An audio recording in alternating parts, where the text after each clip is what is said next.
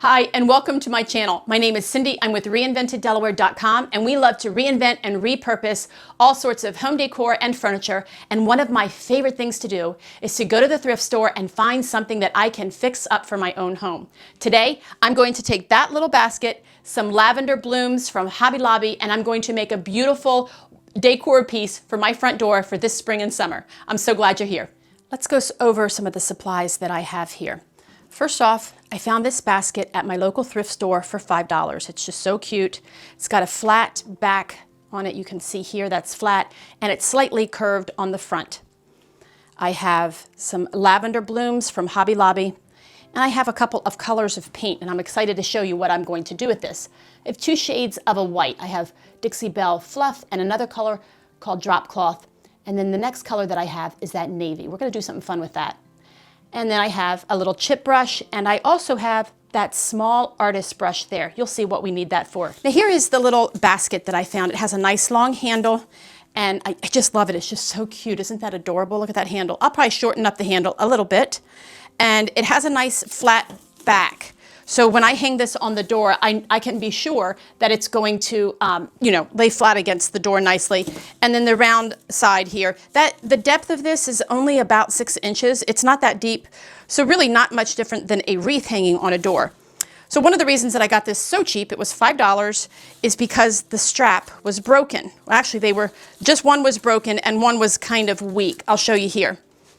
Can you see that? Right here, it was ripped a little bit. So what I did was I came in with E6000 and I put E6000 in there and I clamped it just like this. I also taped it down just to be sure it was held nice and tight. So I'll just take that off. I actually did this the day I bought it, knowing that I would have to fix it. I just went ahead and glued it, and so that it would be ready when I was, ready to work on the project. You just pull that tape back. Well, I know that it's secure. And I also used this little squeeze clamp to hold the strap in place. So I'll just toss that aside, and then you can see here where it was ripped. It was literally hanging on by a thread. So I put glue there where the seam is, right where it ripped, and I also put glue behind this part to really hold it on nice and secure. It's not going anywhere. The other thing that was a little disappointing in this basket, which is really not that big of a deal, is the interior. I love gingham check. This is just a little tired looking in my opinion, so I'm going to rip all this out. It's just hand stitched on with almost like fishing line. I'm just going to go through and clip all that off, and we'll see what it looks like behind.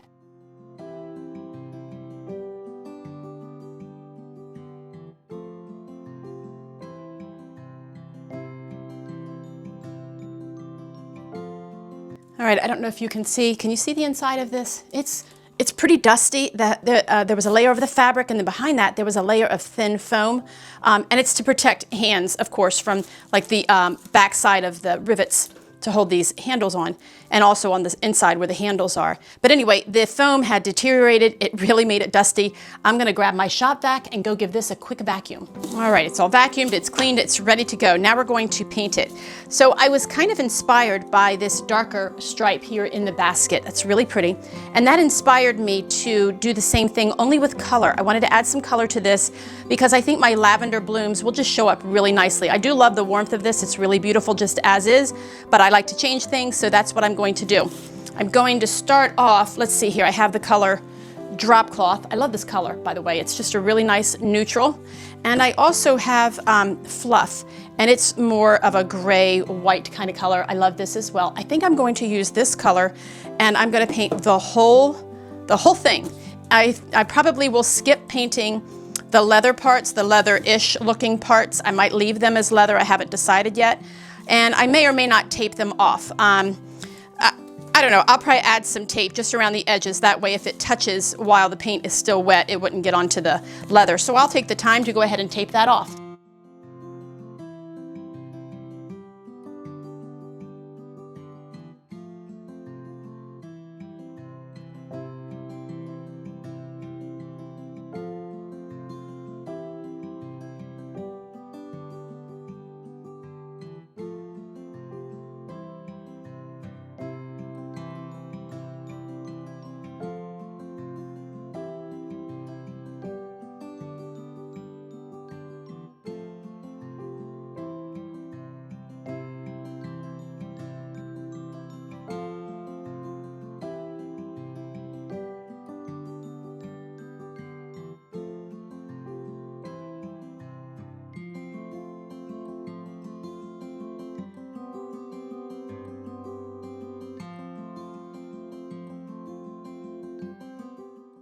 So it's time to wash out my paintbrush, and I wanted to show you this amazing thing that I have to wash out my paintbrushes. I love this. Dixie Belle carries this. It's called the Scrubby. It's really a cool thing. Let me show you. Now mine is well used. You can see it comes in this little package, so I can keep it in this package when I'm not using it. But it's one of these scrubby nylon things that you see for kitchen sinks. I think that there's even a brand name of that. But the difference on this one is that inside there is this gel-like soap or cleaner. I'm not really sure what it's made of because I can't say that. It's just a natural soap infused scrubber. That's their description. It removes paint, oil, dirt, grease, and more. I've used this to get paint off of my hands, and it's nice because that scrubber just helps to scrub it off. But the nice thing is whatever they've made this soap out of, it's natural. So it's not drying to your hands. So this is what I do to wash a paintbrush. Pretty basic here. I rinse out as much as I can. I'm in my laundry room right now. I prefer to rinse paintbrushes outside at the hose, but it is about 10 degrees outside and I don't go outside when it's that cold. So I rinse out most of this. Then I take my brush on the Scrubby and I just kind of go like this. And see it's working up like a suds. Isn't that so cool? And the scratcher, the scrubby part on here is going through the bristles and cleaning out all that paint. Once I get a good amount in there, what I can do is just use my fingers and just work it in. I do that. Now on a chip brush, I'm not too worried about getting a whole lot of uses out of this. These are really nice chip brushes, and I do get a lot of use out of them, but they're not permanent brushes like the other brushes that I use. For instance, like the one I'm using on my kitchen cabinets. I'll show you that when that video is ready.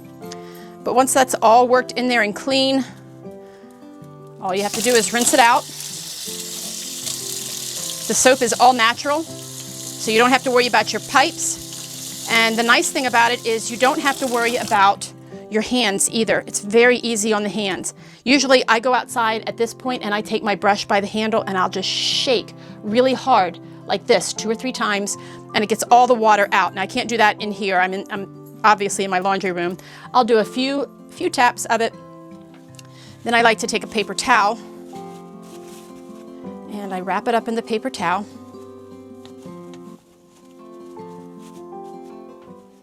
And squeeze out a little bit more of the water. And then if it's a really good brush, I leave it in the towel and I'll put the paintbrush on a little slant.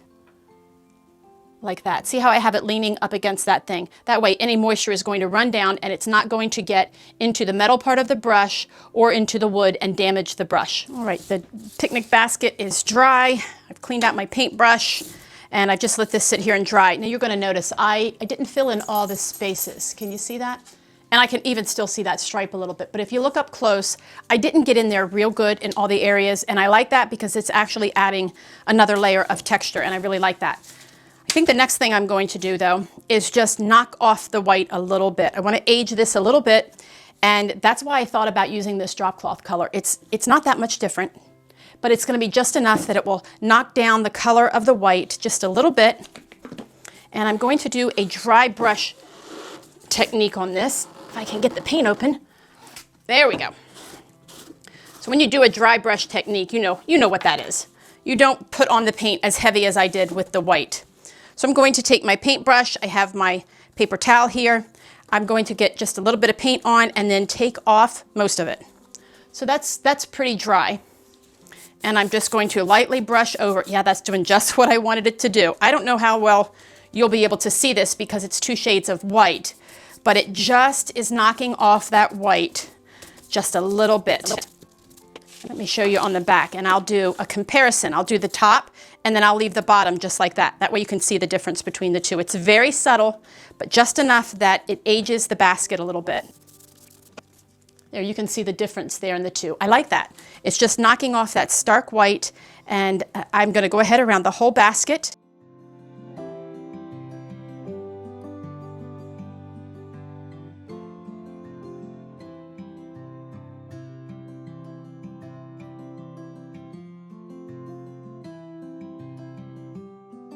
The 2 colors of white are completely dry. I had my lunch while this was drying. It only took 20 minutes, 20 or 30 minutes to dry.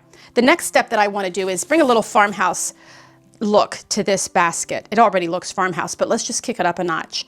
And I want to replicate the look of a grain sack. So grain sack is an old-fashioned fabric that was used obviously for grain, and there would be stripes on the fabric. It was usually a linen colored background, real nubby texture. They're beautiful fabrics.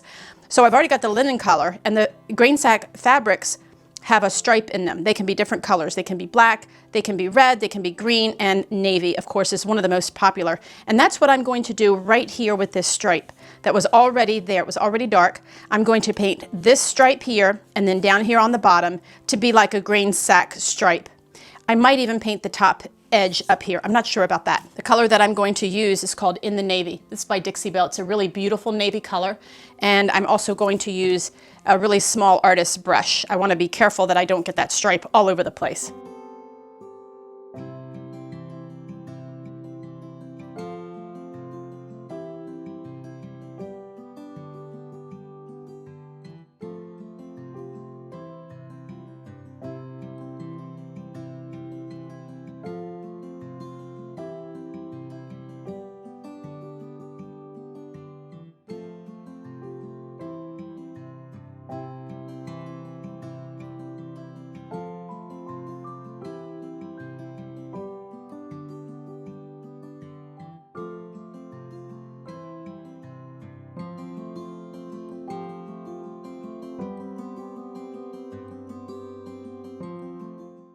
So I've painted the grain sack stripe on the middle row and also down the bottom. And I think I'm going to skip painting this area. I could change my mind. Let's see. But I did want to show you what grain sack fabric by the yard. This is a reproduction fabric. And this is what it looks like. It's like the texture is like drop cloth. That's what the back of it is like. And then there's these stripes. And the stripes come in a variety of different patterns. Maybe there's just one in the center or there's several in the center. I really like this. This pattern has two in the center and then a smaller one on the outside.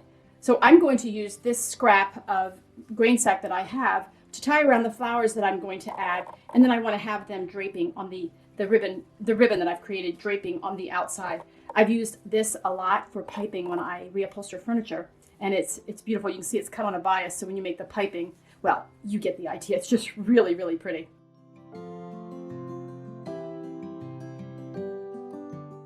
Okay, so the more I look at this color, the less I'm liking it. So I'm going to do a little thing. And this is totally an experiment. We'll see. Maybe I'll regret it. I have no idea, but we'll see. I'm going to take some shoe polish. This is just the water-based kind. I've got a paper towel handy in case I need it. And yeah, okay, this is, oh yeah, I took the wrong lid off. Okay, let's start that over again. I don't want to do that. That was almost a mess. So there we go. That's what I'm looking for. And I just want to, this color that I'm using is just brown. It's just a brown color, and I'm hoping that it's going to look good. So here goes nothing.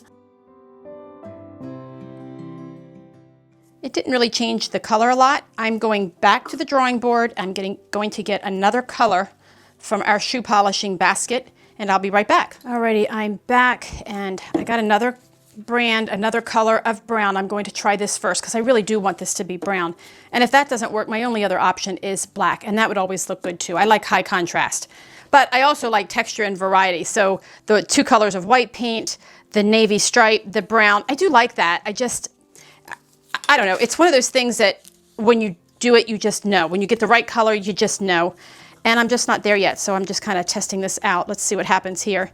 Okay, this brown looks very similar. I'm not sure it's going to be any different. And there it is. And I think that's enough for me. I think it darkened it just enough, and I could even put another layer on there if I wanted to. But that's what I'll do. I'll put the shoe polish on both straps and also on here and on this little latch here in the front.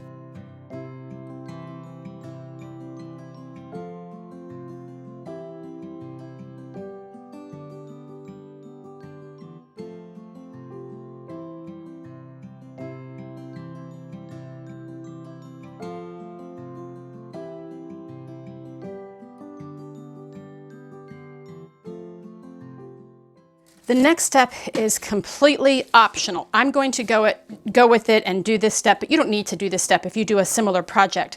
I just do it because the smell of the product that I'm getting ready to put on is so amazing.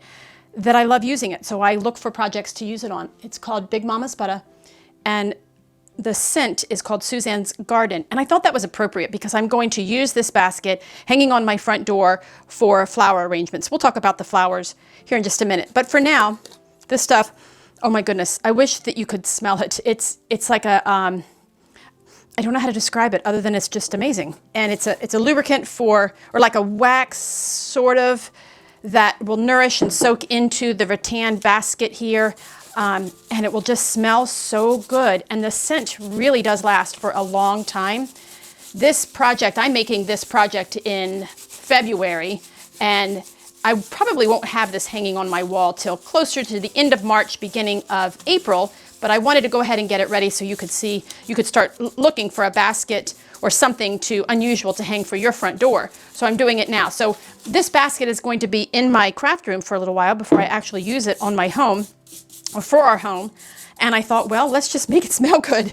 So I'm putting this on here. It's easy to put on. I'm just using a chip brush. It's a natural bristle chip brush. I just dab a little bit of it on. You don't need much. That's the key to this. You really do not need much of this stuff at all. And you just brush it on. It's just going to soak in. It's going to cure. It does add some water repellent to it, but not a whole lot. My basket will go on my front door, and our porch is covered. So our front porch is covered. So I'm not real worried about rain getting on this. It won't be like this. It might get damp from the air. We live in Delaware, and it's very humid in Delaware. And that's about it. Otherwise, I'm not really too worried about this. This is more for decoration than anything. We'll just brush it all over. It smells so good.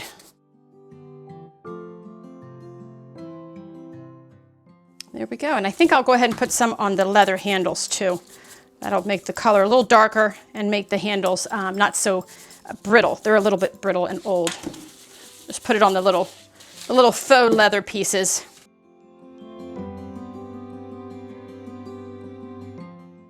Now you might laugh at the next step. I'm not really a flower arranger. I'm not real good at that. I just like kind of a free and loose look. So when I bring in flowers from my own garden, I like it to be just really natural, organic looking, nothing too fancy or formal. That's just not my look. Formal is not my look for sure. So in this case, because it's winter and I don't have fresh flowers outside right now, and I am thinking about using this basket for the spring and summer on my front door, like I said. So I just have these left over from Hobby Lobby last year. And it's just basically the whole bunch of them. And here's my fancy technique for adding flowers to a deep basket. Just bend that up and stick that in there. Now this one is a little more sparse because I've taken some of the lavender off of this one. But again, all I'm doing, like really, this is a no-brainer. Just sticking it in there. And I like that look. I like that look a lot. So you can imagine when it's hanging on the door. I actually have some more lavender over here. Let me just grab that. This was from another project. I didn't know if I would need it or not. And these are all of the lavender sections from one of these bunches, and they're all cut off. You can see that here. So I'm just going to take a clump of them. That's my official term. And like I said, I don't do anything real fancy. I like plain and simple. I like it to be as easy as possible. Where flower arranging is concerned, I'm not skilled in this area. You might be even better at it than I am, and maybe you'll come up with other ideas. I can see this basket filled with all sorts of artificial flowers. By the way, these lavender from Hobby Lobby look so real to me. I love these. But you know, when the real season comes along, what I plan on doing is putting a jar of water, or maybe 2 jars of water inside that basket, and then I could have fresh flowers right there and they would be in water. I think that'd be so pretty. You can see that. Look how pretty that's going to look on the front door. Isn't that so cute? So to hang it, what I'll do, and of course this back piece here will be leaning against the door, so it's not going to fall over. So I'm not worried about that. It'll be upright just like that. And I think I'm just going to hang it from this. Now this strap is not going to be long enough for my front door.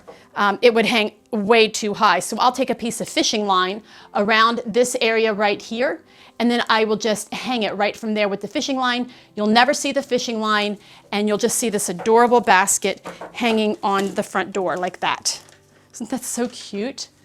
What do you think of that? I really love it. I really love it. So one more thing that I could do, because I have the strap, by the way, has not completely soaked in. It really needs to soak in for 24 hours. So I still have some on my hands, but that's all right. It's just softening my hands.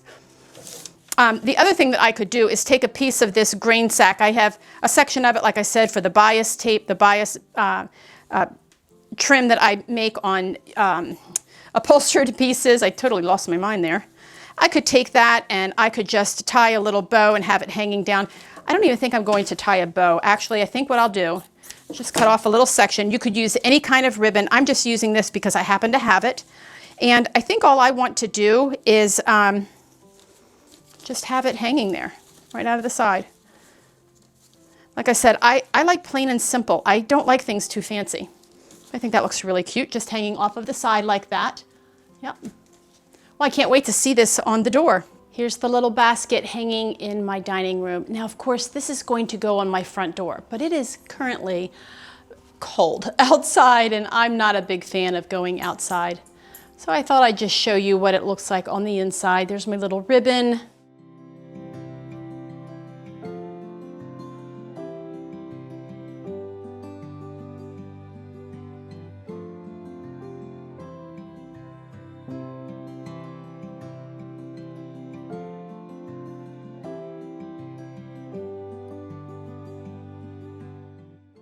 I hope you enjoyed this easy tutorial of upcycling this little basket and putting flowers in it and using it for your front door decor to welcome all of your friends and family.